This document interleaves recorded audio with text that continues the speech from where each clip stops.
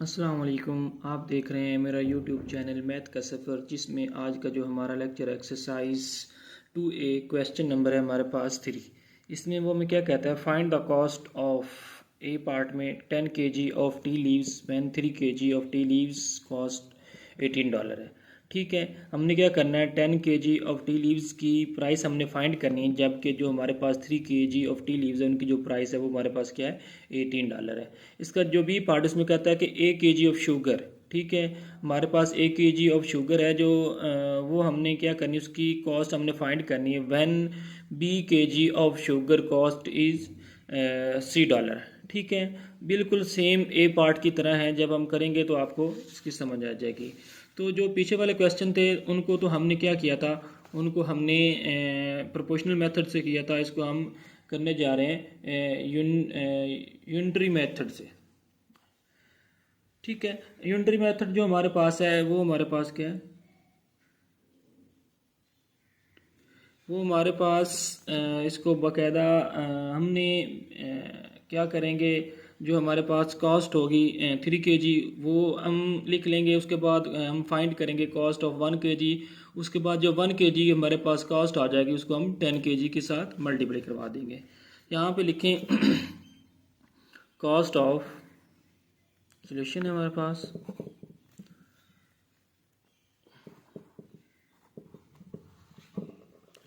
Cost of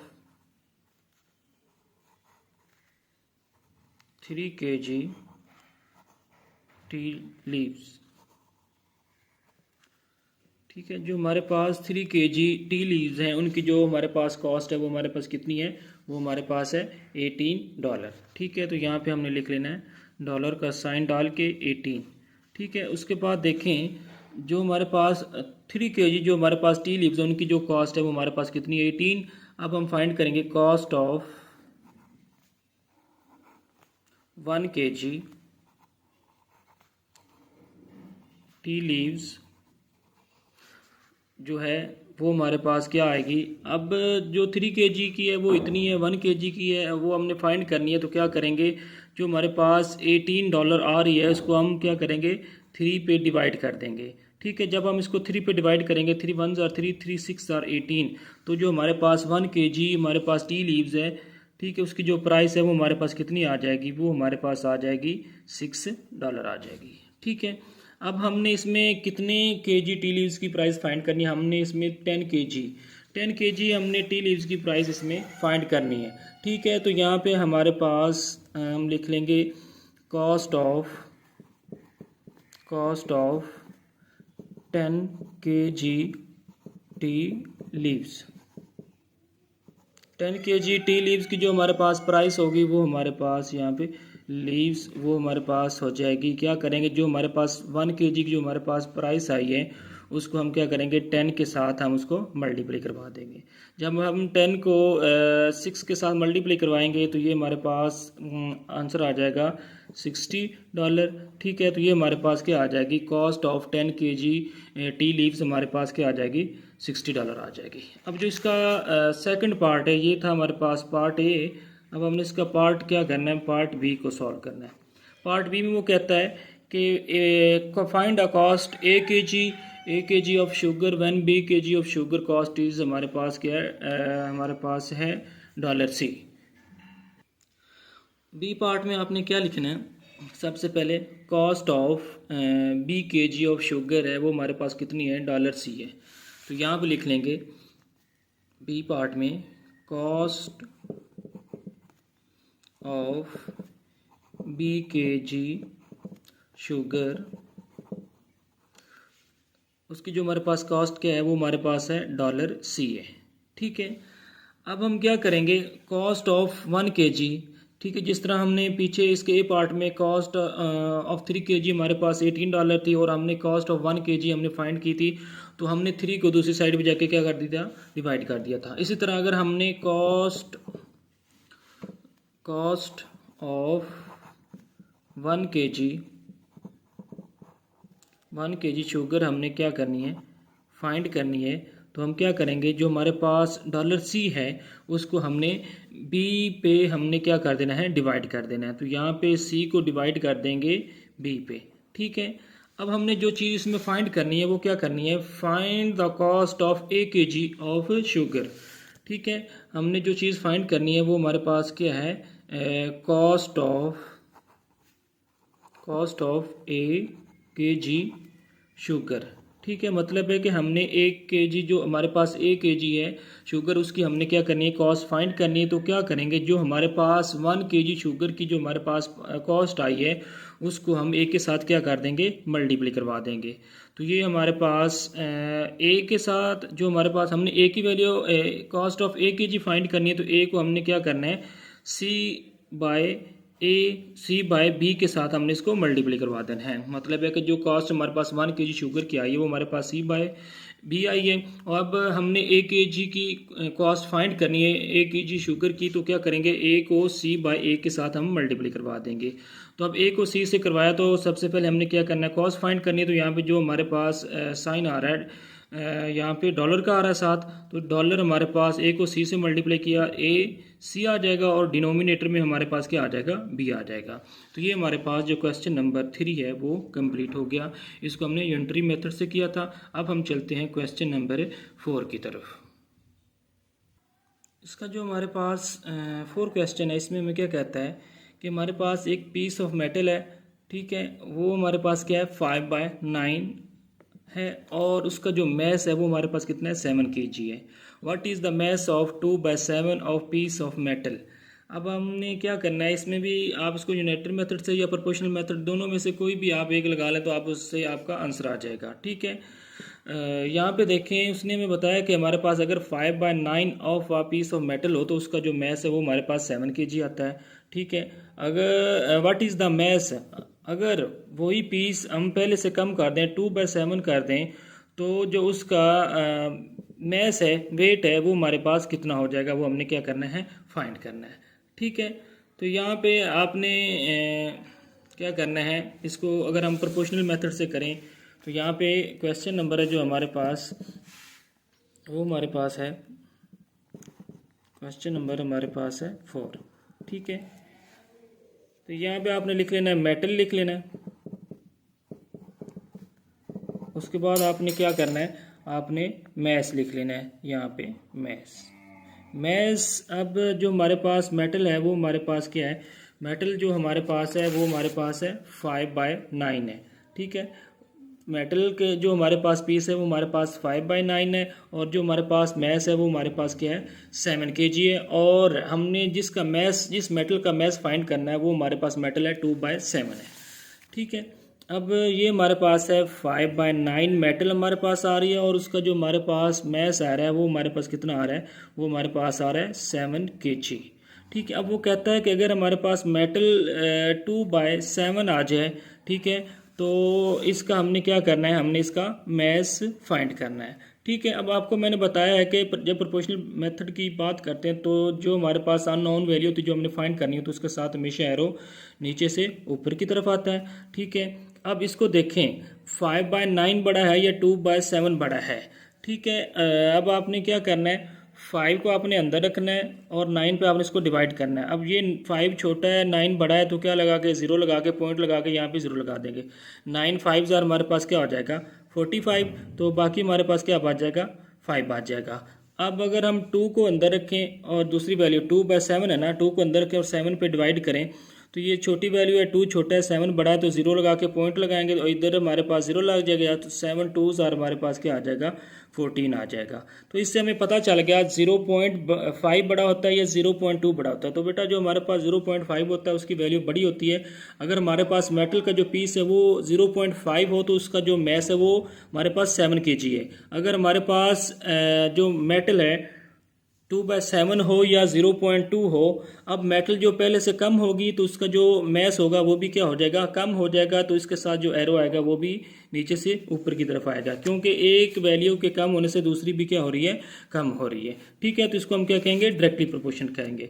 अब यहाँ पे हमने क्या करना है, एरो जो हमें बताता है इसको हमने फ्रैक्शन की फॉर्म में कैसे लिखना है। ठीक है, तो ये मैंने बड़े डिटेल के साथ पहले 3 क्वेश्चन में बताया है कि जब जिसके साथ एरो आए उसको हमने कैसे लिखना है। यहाँ भी बता देता हूँ। जिस साइड पे इसकी टेल होगी उसको नोमिनेटर में, जिस साइड पे इसकी हेड होगी उसको डिनोमिनेटर में। विच इज़ इक्वल टू, दरमियान में इक्वल का साइन लाना है। दूसरी साइड पे आपने इधर आ जाए, आपने 2/7 को आपने डिवाइड करना है किस पे, 5/9 पे। ठीक है, अब यहाँ पे देखें हमने तो x की वैल्यू फाइंड करनी है, तो यहाँ पे x इज इक्वल टू हमारे पास क्या आ जाएगा, 2/7 है उसको आपने एज इट इज़ लिख लेना है। ठीक है, जो ये 7 है इसको अभी इधर ही लिखा रहने दें, और यहाँ पे ये डिवीज़न का साइन है, डिवीज़न को आपने मल्टीप्लाई में कन्वर्ट कर देना और इसका आपने रेसिप्रोकल ले लेना है। ठीक है, जब भी डिवीज़न को मल्टीप्लाई में कन्वर्ट करते हैं उसके बाद जो हमारे पास फ्रैक्शन होती है उसको आप उल्ट कर देते हैं, मतलब है कि उसका रेसिप्रोकल लेते हैं, मतलब है कि नोमिनेटर की जगह पे डिनोमिनेटर और डिनोमिनेटर की जगह पे नोमिनेटर आ जाता है। ठीक है, अब नेक्स्ट हमने क्या करना है, नेक्स्ट हमने करना है x बाय हमारे पास 7 आ जाएगा। ठीक है, और यहाँ पे 9 2 हमारे पास क्या हो जाएगा, 18। ठीक हो गया, और 7 5 हमारे पास क्या हो जाएगा, 35। ठीक है, मज़ीद सिंप्लीफाई किया तो ये हमारे पास इसका जो आंसर आ जाएगा वो हमारे पास आ जाएगा, वो हमारे पास आ जाएगा x। अब डिनोमिनेटर में हमारे पास जो 7 है वो डिवाइड हो रहा है, दूसरी साइड पे जाके वो क्या हो जाएगा, मल्टीप्लाई हो जाएगा। तो यहाँ पे 18 डिवाइडेड बाय 35 मल्टीप्लाई हमारे पास 7 आ जाएगा, 7 1 7 और 7 5 हमारे पास क्या आ जाएगा, 35। ठीक है, तो यहाँ पे हमारे पास x इज इक्वल टू हमारे पास आ जाएगा 18 डिवाइडेड बाय हमारे पास 5 आ जाएगा। जब आप 18 को अंदर रखेंगे और 5 पे डिवाइड करेंगे तो 5 3 हमारे पास क्या आ जाएगा, 15। रिमाइंडर में हमारे पास 3 बच जाएगा, तो इसको हमने क्या करना है, वोल फॉर्म में कन्वर्ट कर लेना है।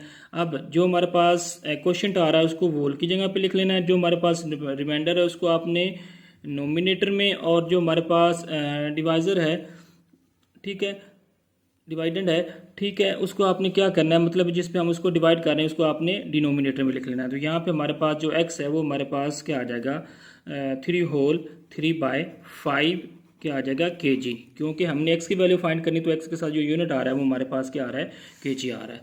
ठीक है, तो ये हमारे पास अब अगर हम दोबारा अगेन इसको फ्रैक्शन की फॉर्म में कन्वर्ट करना है तो 5 3 क्या हो जाएगा, 15, 15 में 3 ऐड करेंगे तो ये 18/5 आ जाएगा। तो ये हमारे पास जो क्वेश्चन नंबर है हमारे पास जो 4 है वो भी हमारा कंप्लीट हो गया।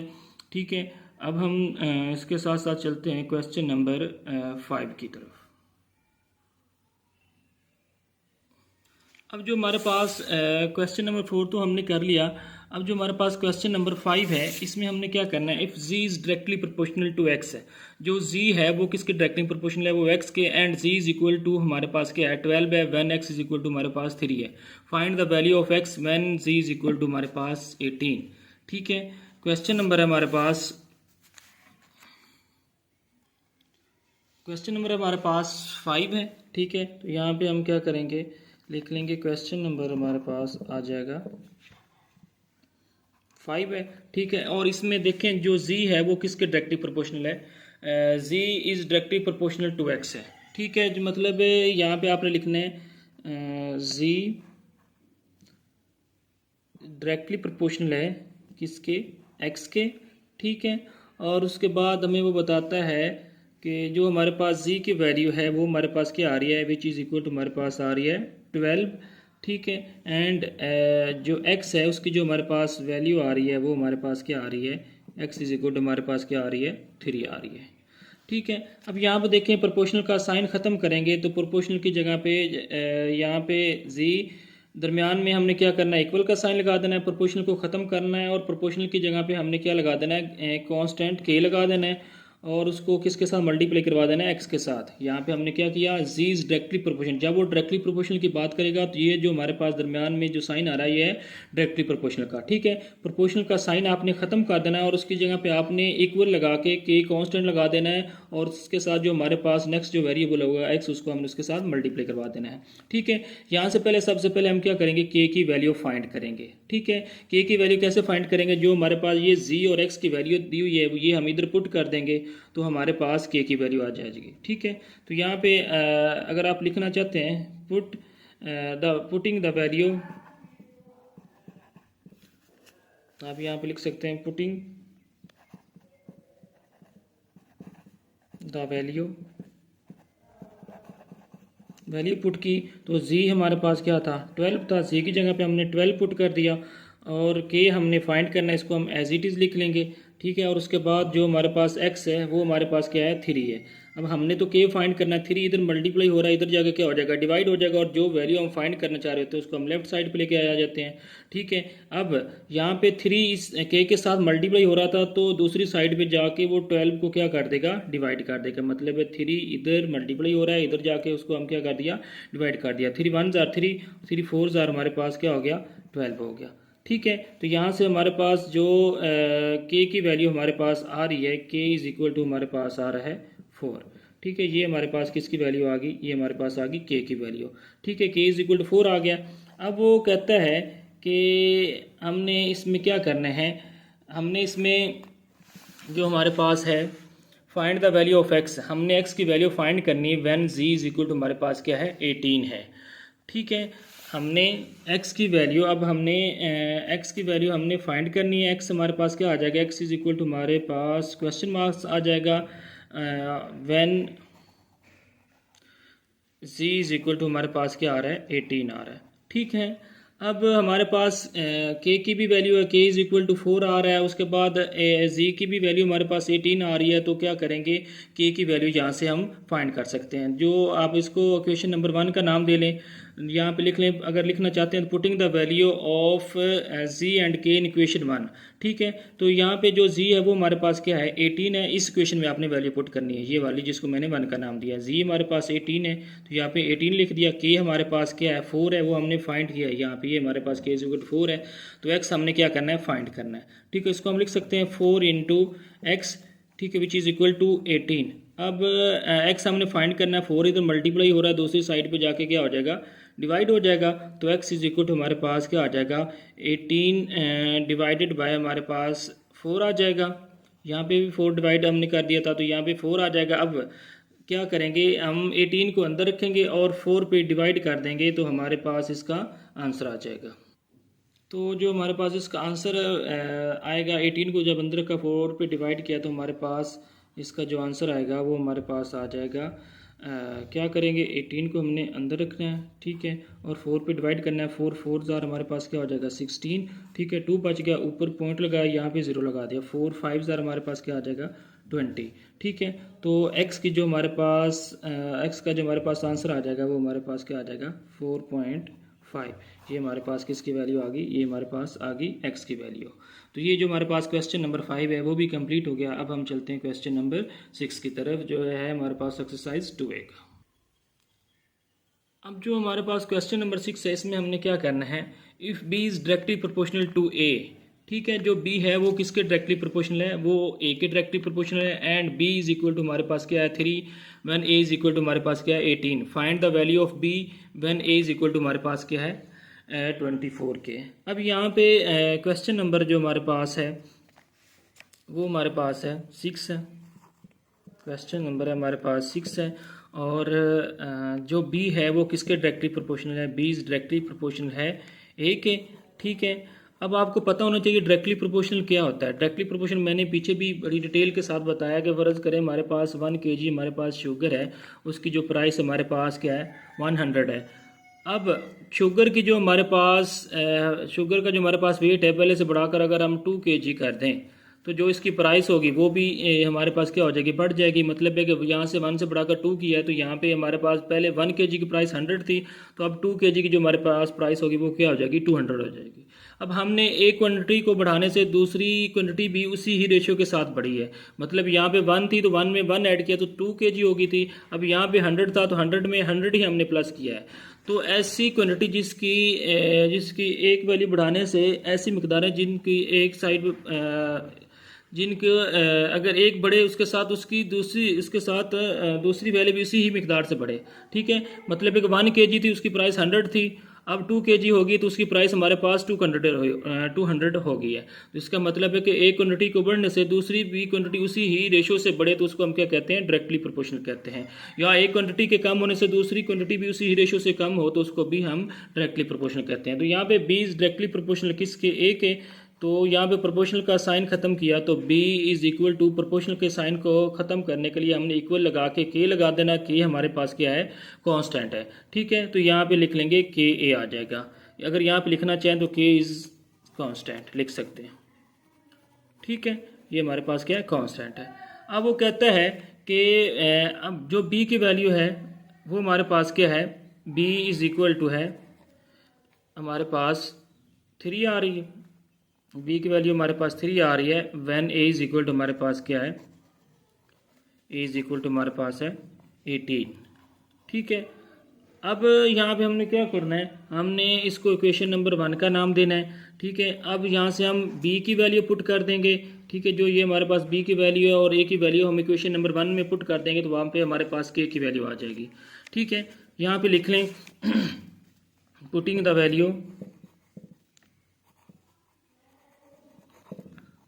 Value of a and b in equation 1। ठीक है, हमने क्या किया, a और b की जो वैल्यू है वो हमने इक्वेशन 1 में पुट कर देनी है। तो यहाँ पे जो हमारे पास b की जो वैल्यू है वो हमारे पास क्या है, b हमारे पास आ रहा है 3। b हमारे पास क्या आ रहा है, 3 आ रहा है, 3 पुट कर दिया b की जगह पे। और k हमने क्या करना है, फाइंड करना है। a हमारे पास जो है वो हमारे पास क्या आ रहा है, 18 आ रहा है। ठीक है, अब यहाँ पे हम क्या करेंगे, हमने तो k की वैल्यू फाइंड करनी है। इसको जो वैल्यू हम फाइंड करते हैं उसको हम लेफ्ट साइड पे लेके आ जाते हैं। 18k which is equal to हमारे पास क्या आ जाएगा, 3 आ जाएगा। तो यहाँ पे अगर हम k की वैल्यू फाइंड करें, 18 इधर मल्टीप्लाई हो रहा है, दूसरी साइड पे जाके क्या हो जाएगा, डिवाइड हो जाएगा। ठीक है, 3 1 जार 3, 3 6 जार हमारे पास क्या आ जाएगा 18। तो this implies that k is equal to हमारे पास आ जाएगा 1/6। ये हमारे पास किसकी वैल्यू आ गई है, ये हमारे पास आ गई है k की वैल्यू। अब वो कहता है कि find the value of b when a is equal to हमारे पास 24 है। हमने क्या करना है, हमने b की वैल्यू फाइंड करनी है। ठीक है, b की वैल्यू हमने फाइंड करनी है कि जब हमारे पास a हमारे पास क्या है, a इज इक्वल टू हमारे पास है 24। ठीक है, अच्छा, इसके बाद हमारे पास जो k की वैल्यू है वो भी हमने फाइंड की है। k हमारे पास क्या है, वो हमारे पास है 1/6 है। तो क्या करेंगे, ये जो हमारे पास वैल्यू है ये हम इक्वेशन नंबर 1 में पुट कर देंगे। यहाँ पे लिख लें put the value in equation 1। ठीक है, हमने क्या करना है, इक्वेशन 1 में ये वैल्यू पुट कर देनी है। और इक्वेशन 1 हमारे पास क्या है, उसमें हमने b फाइंड करना है। तो b हमारे पास एज इट इज़ आ जाएगा। और जो k है वो हमारे पास क्या है, 1/6 है। मल्टीप्लाई जो हमारे पास a की वैल्यू है वो हमारे पास क्या है, 24 है। मतलब है कि k की जगह पे k की वैल्यू पुट कर दी, a की जगह पे a की वैल्यू पुट कर दी। अब हम इसको कट कर लेंगे, 6 1 जार 6 और 6 4 जार हमारे पास क्या आ जाएगा 24। तो यहाँ पे b इज इक्वल टू हमारे पास आ जाएगा 4। ठीक है, तो ये हमारे पास किसकी वैल्यू आ गई, ये हमारे पास b की वैल्यू आ गई। ठीक है, तो इसके साथ साथ जो हमारी एक्सरसाइज 2 है वो कंप्लीट होगी। और मेरे चैनल को लाइक कीजिए, सब्सक्राइब कीजिए और घंटी का आइकॉन को ज़रूर प्रेस कीजिए ताकि हर नई आने वाली वीडियो आप तक पहुंचती रहे। और साथ साथ आप कमेंट सेक्शन में जाकर कमेंट करके क्वेश्चन भी पूछ सकते हैं। इसके साथ इजाज़त दीजिए, अल्लाह हाफिज़।